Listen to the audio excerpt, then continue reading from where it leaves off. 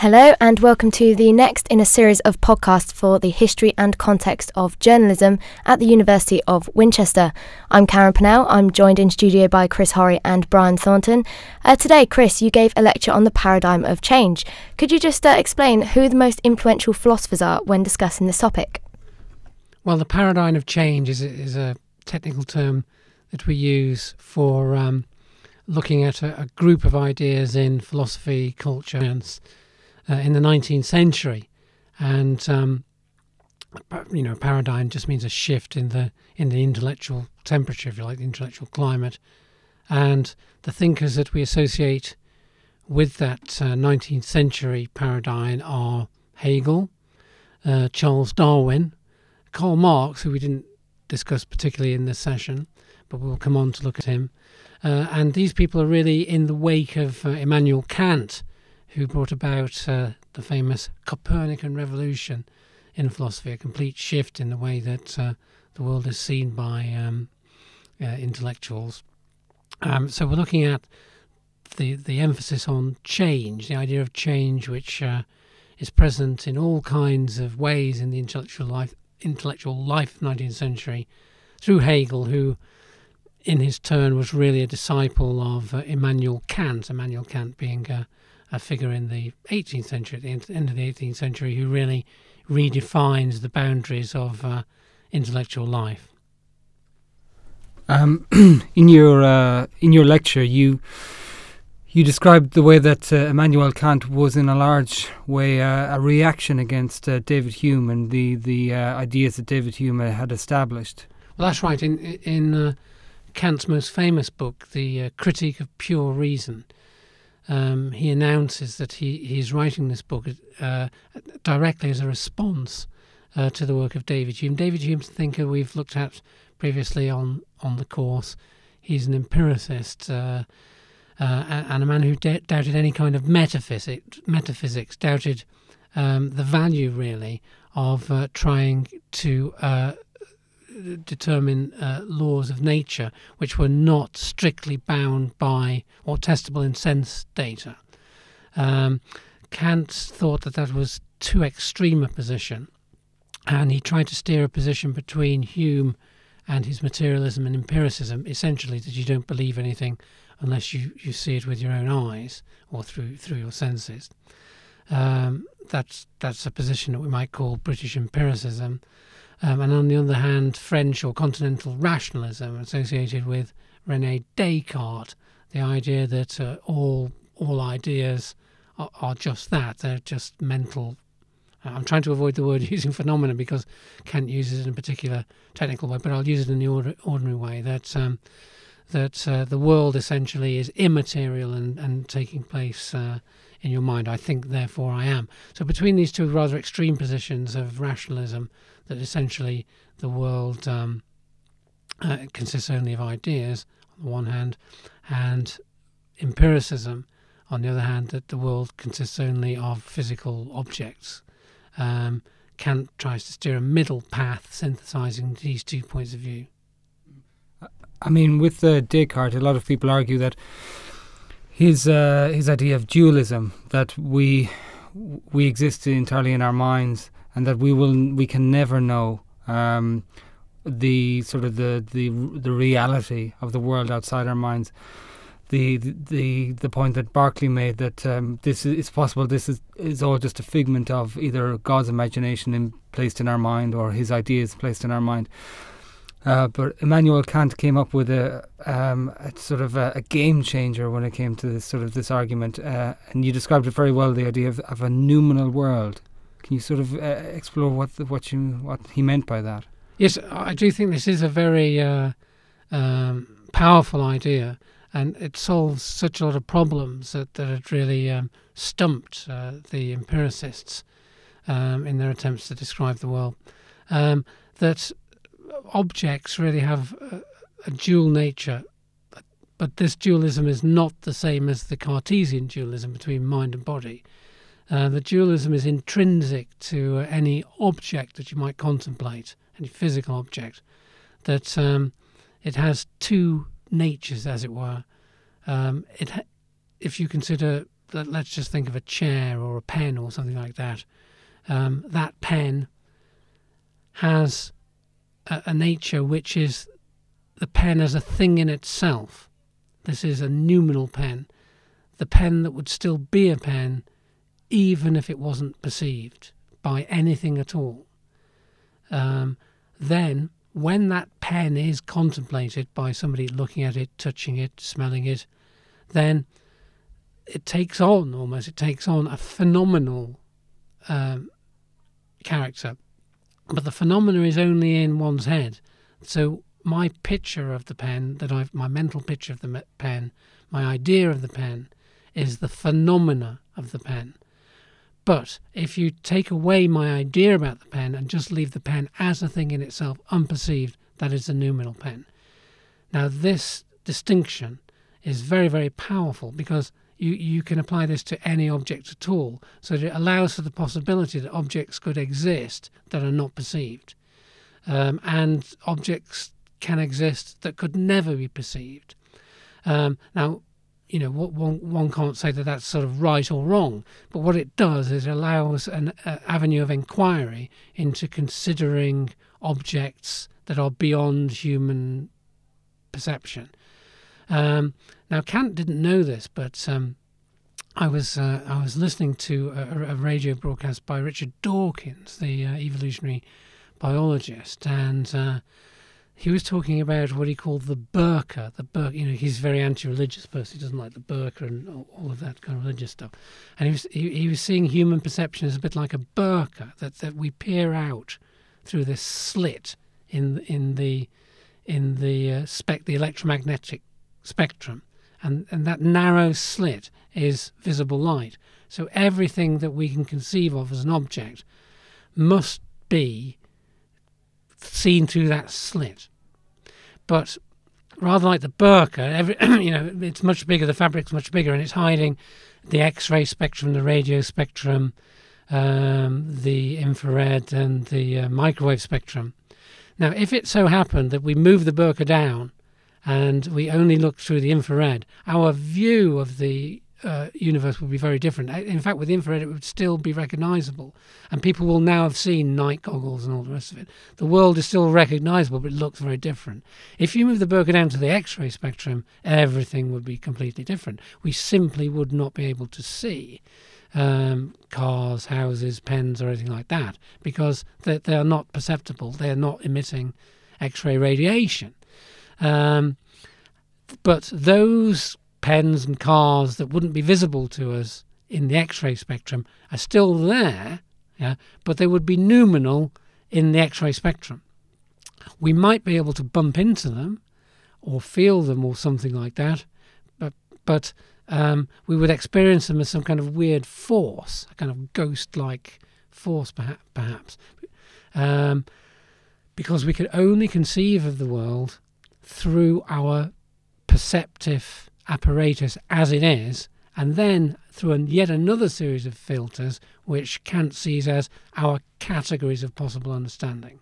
So he's opening up here a very strange poetic idea of objects which do exist in some sense, but they exist beyond human perception, and if we perceive them at all, we can only perceive them indirectly by means of their effect on things that we can sense in our perceptive apparatus. And an example is gravity. We don't know what gravity is. You can't see gravity as a thing in itself, but you can observe the effects of gravity by the shape of the Earth, for example. All the particles are attracting each other according to gravity. But if you took away the Earth and tried to see gravity as a thing in itself, that is not something that's susceptible to our perceptive apparatus. So that's what Kant calls his Copernican revolution in philosophy. That before that, in the age of Newton, the presupposition was that planets and the universe existed, and then we observe it, and then we form ideas about it. What Kant's Copernican revolution is, it introduces the idea that first of all we have perceptive apparatus and we have categories. Then it's through that active process of observation that phenomena occurs. You very clearly explained that in science, this concept of the noumenal world and noumenal objects, even though it is such a challenging concept, to our rational mind, it is useful to science now, and science has described how particles are different when we observe them. And also you explained how this was seen as a challenge to the artists who did try, a difficult task, but to represent the noumenal world. Well, we can perhaps deal with this first in the sphere of science, and secondly in the sphere of art. But you have to say, in the heritage of Kant and through German idealism generally, his followers Hegel, Schopenhauer, and so on, people who came after him within this tradition, excuse me, the division between art and science is not so great. That both are engaged really in a type of metaphysics. Metaphysics being a word for the investigation of things which are beyond ordinary perception, that are only either purely mental phenomena or which are purely theoretical phenomena. So that's right. A lot of modern art, if from Turner onwards, is no longer depicting objects in a sort of empiricist, sort of draftsman's contract sort of way, kind of drafting a kind of picture of solid objects that are really there, but which tends from Turner onwards through expressionism, impressionism, post-expressionism, abstract modern art, is an attempt at really a thought experiment in Kantian terms to imagine what these objects are as things in themselves. So if you take a modern art movement like Cubism, for example, Picasso, the same object is perceived from several different directions at the same time. That's a very kind of Kantian concept. The art of the Bauhaus school, people like Paul Klee, if people know that, again, these are experiments in the limits of perception and trying to imagine imperceptible objects and so forth. So the impact on the arts of idealism is very, very extreme. We'll come to science in a moment, but you can, German idealism is often contrasted with the more austere world, really, the more austere world of British empiricism, which is far less interested in art, tends to regard art as an unimportant activity, a trivial matter of preference and so forth. Whereas German philosophy, continental philosophy, is centrally involved with art and music. The Germans by the end of the 19th century are calling England the land with no music, because music doesn't occupy the same utterly central position as it does in serious intellectual life in Germany after Beethoven, and then on to Wagner, somebody we're going to talk about a bit later. In the field of science, the empiricists forge ahead through the 19th century. A lot of their accurate measuring of things, increasingly accurate ways of recording data, yield a lot of immediate results in technology and advance. So these broader questions of, this is metal, this is steel, but what is steel? What is steel as a thing in itself? These are things that are not really interesting. They're just kind of getting on with it. The characteristic contrary position to idealism, with all its kind of artsy-fartsy side to it, is really Anglo-American pragmatism, which simply relegates all these questions.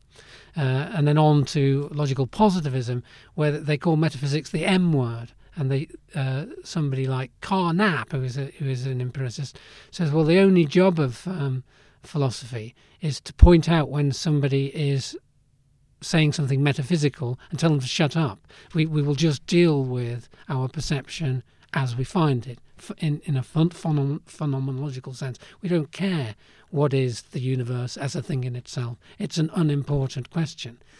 Wittgenstein finally says, for that which there is no answer, we must remain silent. So that is just a rejection of all metaphysics.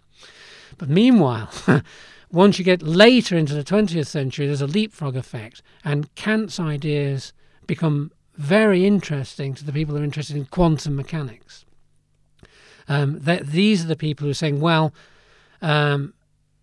perception only goes so far. There's a limit to what can be understood. There's a limit to what can be observed. So by the time we get to Einstein discovers something that's absolutely devastating for the empiricist, which is the act of observing something changes the empirical result. The speed at which light is travelling, or the speed at which objects are travelling, is affected by the act of observing it. If it was unobserved, he works out, using mathematics that would be beyond me, he demonstrates it would move faster if it was unperceived than it's perceived. So this brings Kant absolutely back mainstream, that apparently objective physical phenomena, such as the speed that objects are moving through space and time, are essentially mental phenomena in Kantian terms.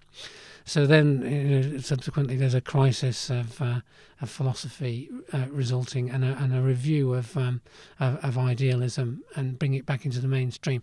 And German idealism suffered fatal blows as well, because of its historical association first with Hegel and German nationalism, and then also through Marxism, which is widely rejected by science in the 20th century.